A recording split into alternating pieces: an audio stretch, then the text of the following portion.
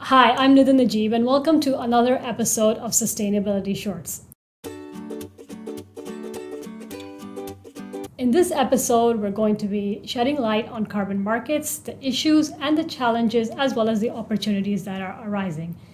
To begin with, let's have a recap of what's going on in this space. In recent years, the demand and the popularity for carbon credits has surged.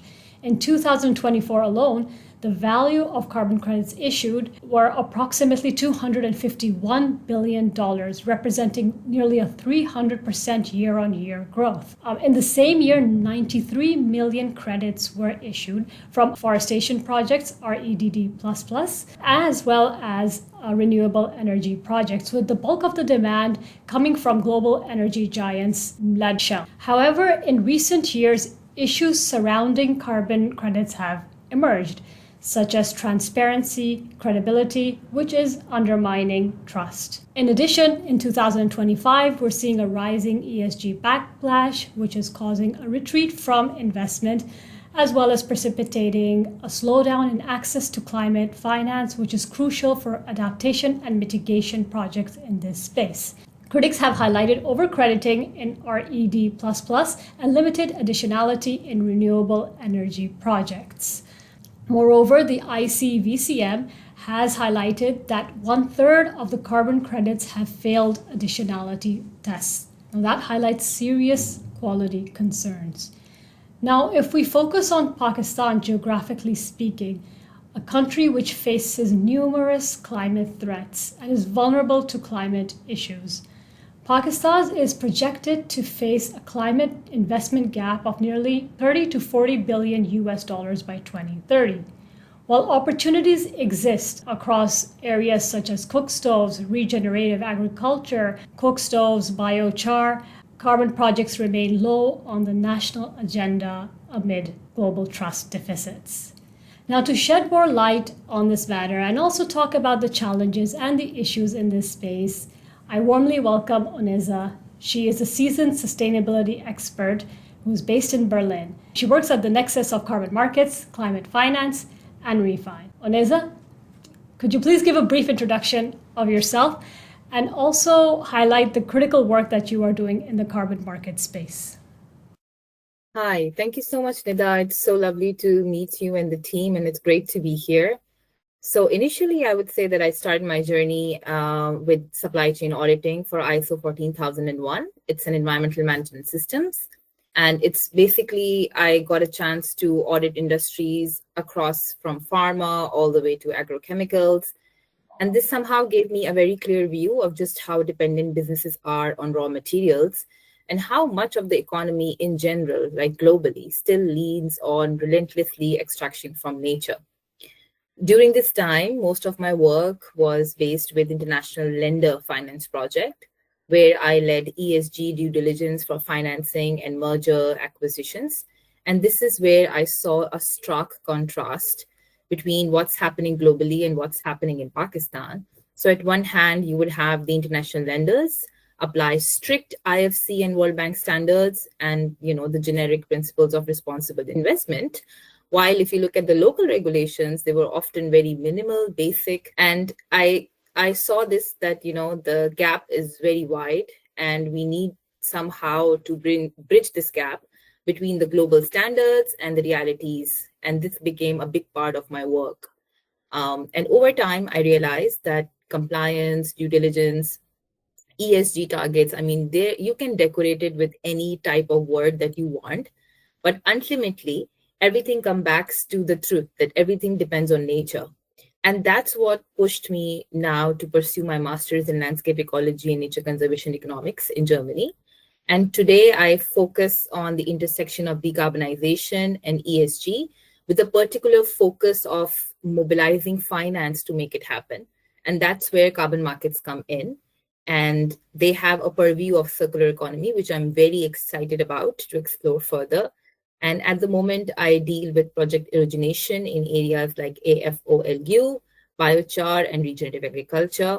And I'm hoping that this is where climate and business could align, especially because most of the value chains that we have are agribusiness value chains. Yeah, so extending what you just discussed, and thank you for that wonderful introduction. I think it's so crucial to realize how important nature is as a provider of ecosystem services, and a lot of solutions lie in nature. So, my next question to you is, with your broad and diverse experience across climate finance, ESG, sustainability, as well as sustainable aviation fuels and carbon markets, let's not forget. So, how do you describe the common thread that ties all your work together? That's a very interesting question, first of all. Thank you. If you come to think of it, whether you name it like impact investment, ESG, carbon markets, or sustainable fuels, like you just mentioned, it's really about what businesses define value as.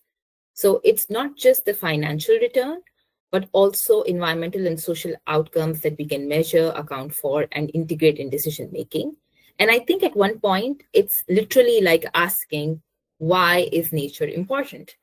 And as a business owner, if anybody has ever run a business, you know that you in stark reality, you already depend on clean water, healthy soils, raw materials, right? I mean, without those, it's typically hard and unimaginable to see how can any business could keep going. So the thought process that people have nowadays that sustainability is external and it's like a compliance matrix, it's just very flawed from the beginning. It's the thought process that's the problem, I think, sometimes. And because it's about protecting the very foundations that keep your businesses up and running in the future. So that for me is really what ties everything together. It's about redefining the value for businesses, not just the financial, but relying on, you cannot have your businesses for future if you don't have the raw materials. And this is exactly where I pinpoint again and again that the idea of ecosystem services, which is often linked with concepts like payment for ecosystem services, comes in. And it's not just to put like a price tag on nature, but it is to indeed highlight what would happen if biodiversity and natural systems would disappear. Because these systems are actually providing us with critical services that we cannot do without. And in parallel to this, there is a new concept, which is a very amazing one. And I like to quote it again and again, and that's called cascading principle of biomass use. European Union learned this the hard way. So during the early 2000s, they encouraged using corn and wheat for ethanol and later for sustainable aviation fuel. And it looked profitable, to be honest, but it had unintended consequences. Food prices jacked up, there was pressure on feed supply chains, and in some cases, this led to expansion in forests and peatlands. So in the end, the climate benefits were undermined by what we are now calling as ILUC or indirect land use change. And if you look very recently, the revised Fit for 55 package, Renewable Energy Directive 1, 2, and 3, the EU CRCF, it's pretty straightforward. They're putting the cascading principle at the heart of every policy they are now redesigning. You use the waste and residues first, and then consider food or feed crops, and then etc. So it's like putting resources and using them in the most efficient way and the least harmful order. And that's, I think, the crux of what a bioeconomic transition should look like.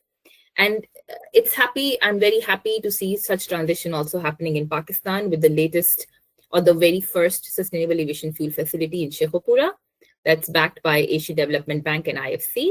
So it's pretty cool to look at that from that way. But one thing to remember is that it's not just about the end product. It's about accounting for the entire chain of custody from land all the way to the market. And for me, this is where I see ESG, ecosystem services, carbon markets, sustainable aviation fuels, all connecting back to the sourcing integrity. And I think this is where Pakistan also has a very clear opportunity because Pakistan is a very low emitter, but unfortunately, highly climate vulnerable country. But on the plus side is an agrarian economy with abundant of biomass to shift to bioeconomy. Absolutely. I'm just going to extend our discussion by adding a point that sometimes first of all, corporations are so fixated on financial return that they fail to look, beyond that dollar value. So it's a very important point that you bring across about attaching value to the ecosystem services that you depend on, and without those, or if you're going to be damaging those, then you stand nowhere.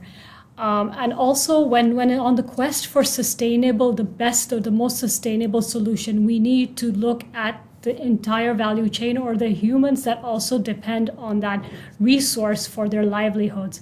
So it cannot, we defeat the purpose if we win the sustainability race, but then at the end, the consumers, the humans that rely on it for their livelihoods, are actually stripped off that benefit. So I think, yeah, that's a very important thing for all, people in the sustainability space working on clean tech, on new innovations to actually factor in. So my next question now builds upon Article 6. So it took a very long time, 9 years to be precise, for the UN's carbon market rulebook to be finalized, which was done so in Azerbaijan at COP29 under Article 6 of the UN agreement. Now, the objective was, or is, to facilitate climate ambition through the voluntary trading of carbon credits between countries. And it's presumed that this is going to pave the way for greater emissions reductions, as well as, reduce emissions. However, the reality is starkly different. So based on your practical understanding and considering the loopholes, do you think Article 6.2 and 6.4 is going to enable the generation of high quality carbon credits and also strengthen climate action amongst developed countries, which are, relatively speaking, heavy polluters?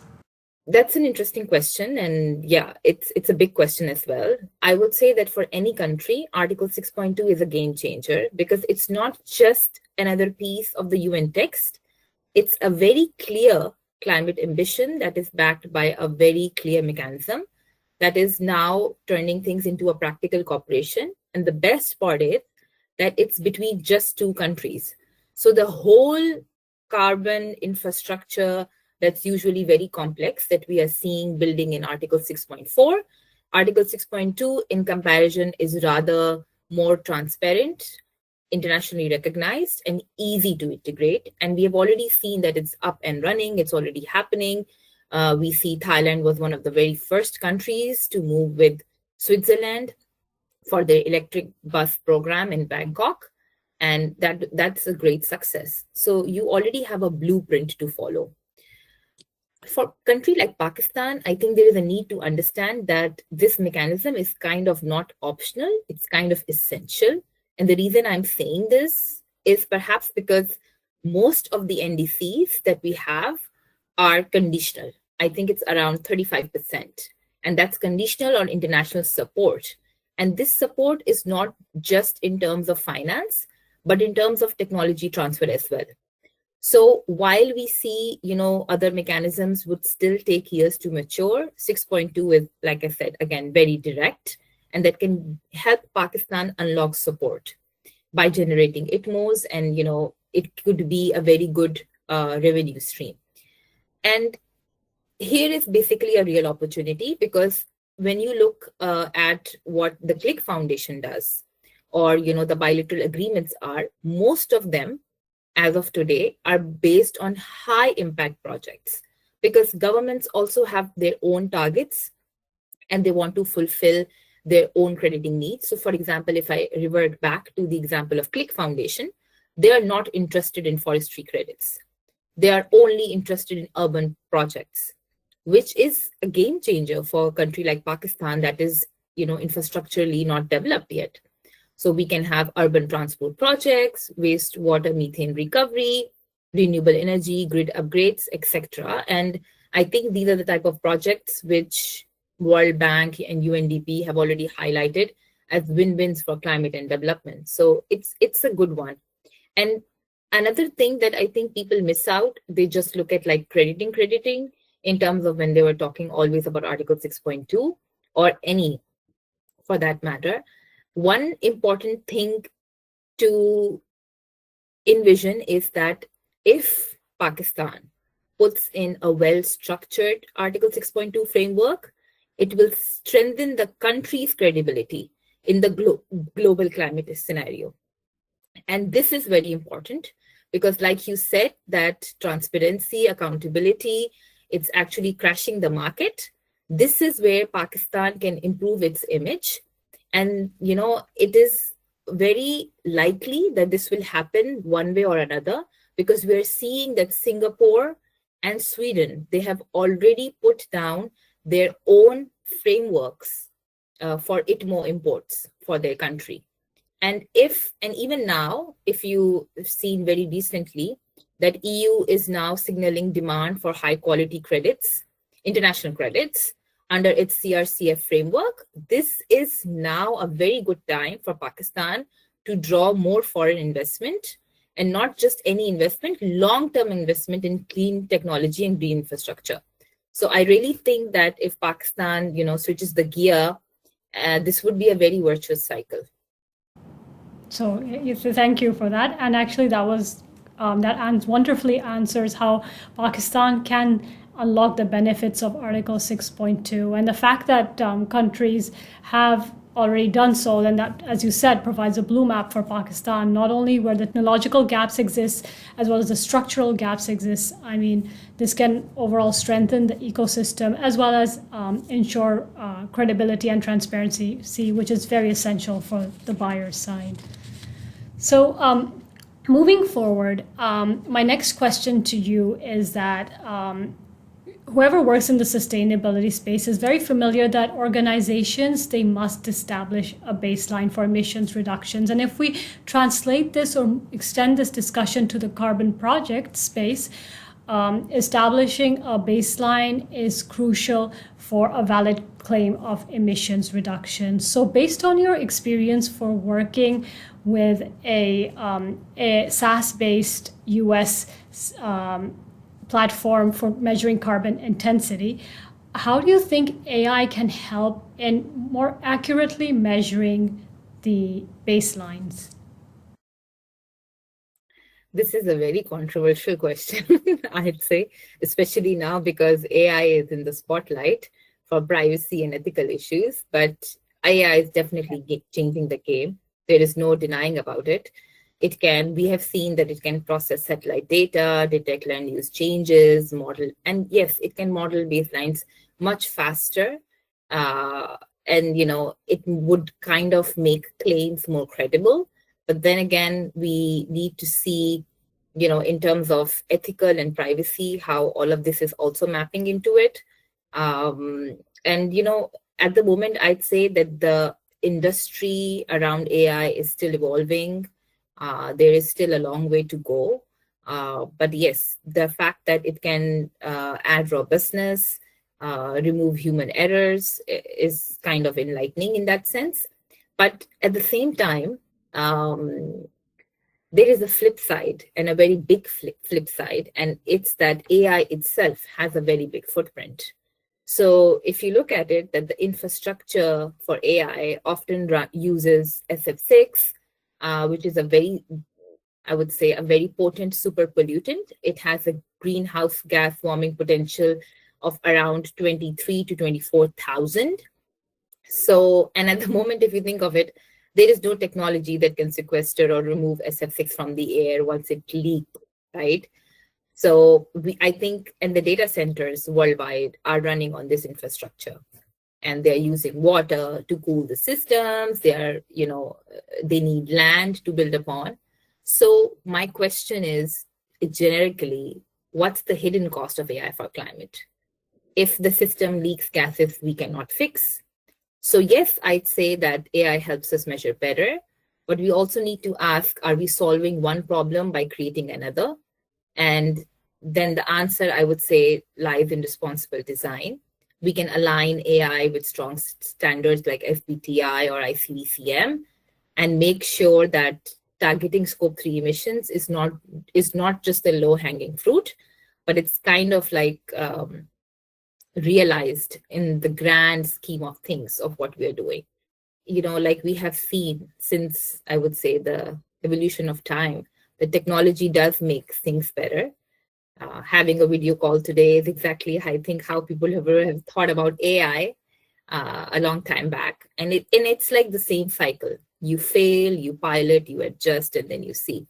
So while I think that AI could be a game changer for detecting all of the, the land use changes and helping in baselines, it definitely is, especially when, you are looking at something that is accessible to people, is cheap, but at the same time, then, if you exploit something, it's never the better. So balance should always be there, I think, and this is a law of nature that we should always try and balance. So in that scenario, I would say that yes, while we are benefiting from one way, we should also look at the flip side and try and balance. And I think at the moment there's a lot of think tanks right now that are working explicitly on this. So let's not forget about the footprint of AI as well. Yeah. Yeah. So I think excellent point. I was in the beginning of your response, I was thinking AI is a double-edged sword. But then later on, once you talked about the balance of things, I think that beautifully sums up, how we need to ensure we get the best of technology, yet we need to be responsible about and wary and privy of the fact that it can have a very large footprint. And yeah. So moving on to my last question, and looking ahead into the future, what gives you hope? And what advice would you give to someone who wants to step into this space and establish a career in carbon markets and climate finance? I think one thing that gives me hope is that how quickly the field is maturing. And if you look at carbon markets, you would see they were previously just thought of as an EU mechanism, which EU started in 2005, right? But now, if you look at it, it's the whole mechanism that is shaping their economy. The bioeconomy regulations, Fit for 55, Renewable Energy Directive, EU CRCF, European Union deforestation regulation, the carbon border adjustment mechanism. I could just go on and maybe count everything on my fingers, and I think we can have a podcast which is much longer. But the idea that I want to give through this is the shift is massive, right? It is now affecting import and export. If you look at it now, no coffee, no cacao can go in the EU if it's not traceable, if there is no sourcing integrity, if the social part aspect or the environmental aspect or the governance aspects are not counted for. So if you look at it, they are not just doing sustainability, or they're not just working for sustainability. They're redefining their economies and how they're looking at GDP overall. And if you look at it, it's also building in climate resilience and adaptation for them. So my advice for everyone is, first of all, don't get scared. I would say that yes, there is a lot to learn and a lot to catch up on, but don't get scared. But at the same time, don't box yourself in. Don't be just like a very niche person. Like I see some people always say, oh, I'm a forester, or oh, I'm a marine person. I agree, that subject matter experts are always needed, and they are always, the crux of how we can help shape or transition from one part to another. But be a systems thinker. Try to understand policy, try to understand finance. You don't have to do a double master's in finance and policy, but you need to understand how the ecosystem comes together. So ask questions like, how is it affecting food security? Will it jack up supply chain prices? Is it adding to resilience, or it creating indirect land use changes? And also, and then there's one perspective that I would always say, don't wait for disasters to teach you something. We have this foundation that we always learn, and that is prevention beats cure, or prevention is always better than cure. And if you look at it, it's always cheaper to prevent an oil spill than to clean up an oil spill, right? And if you carry this mindset, you will definitely add real value wherever you work or wherever industry you go. Because the thing is that you are already preparing yourself to look beyond what can happen. And this management perspective in terms of industries, decarbonization, it's super important. And I would like to quote one of my mentors here. I was doing an audit with them, and it's always about safety. in your company, if there is not a screen guard or anything, and your people can hurt themselves. So he told me, Oneza, prepare for putting up safety guards on machinery as if the people want to go and commit a suicide, and even then they cannot commit a suicide. So your preparation for protecting the people or putting in the safety guards should be of such a high standard that even if someone is deliberately wanting to do an EHS non-compliance or an injury, that cannot happen. And like I would say that there's a responsibility now, especially on people in our field. So I would just say that, yes, just go crazy, learn everything. Don't be afraid of anything.